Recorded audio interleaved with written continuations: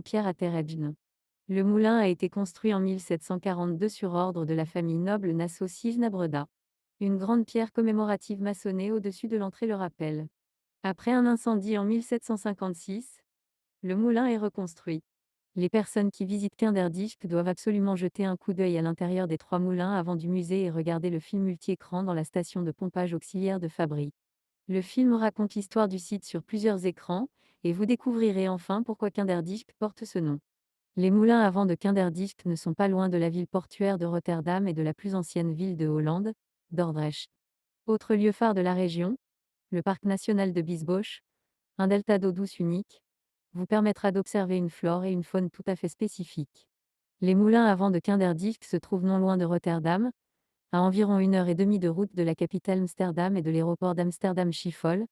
Kinderdijk est aussi facilement accessible avec les transports en commun. Si vous circulez en voiture, vérifiez bien où vous pouvez vous garer. Enfin, il est également possible de se rendre à vélo de Rotterdam à Kinderdijk en empruntant un bel itinéraire d'un peu plus de 15 km, selon le point de départ à Rotterdam. Enfin, Kinderdijk est également aisément accessible en empruntant le Waterbu. Le trajet en bateau vous permettra de découvrir les environs et vous pourrez transporter gratuitement votre vélo à bord. Le Waterbu pour Kinderdijk part du centre historique de la ville de Dordrecht et du centre de Rotterdam. Découvrez la région depuis l'eau en montant à bord d'un des bateaux qui naviguent le long des moulins.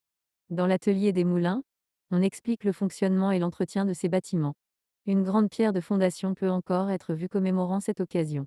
Pendant la période française du début du XIe siècle, le moulin devient propriété privée.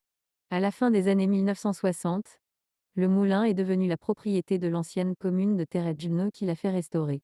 Le moulin possède 3 meules dont 2 en service. L'un est entraîné électriquement et l'autre par le vent. Un moulin à vent d'échafaudage est un grand moulin à vent avec un échafaudage ou un balcon. Une telle éolienne est généralement située dans des zones bâties et doit donc être haute pour capter suffisamment de vent. Les pales et la queue n'atteignent donc pas le sol.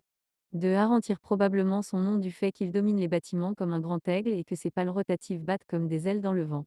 Pendant la période française, Molène de Hareng passe en main privée. À la fin des années 1960, le moulin est devenu la propriété de la commune de Teredjne qui a fait restaurer de Hareng. En 2014, la commune se départit du moulin et la fondation Moulin de l'Aigle fut créée. Le moulin a connu de nombreux meuniers, chacun exerçant son métier avec une grande passion.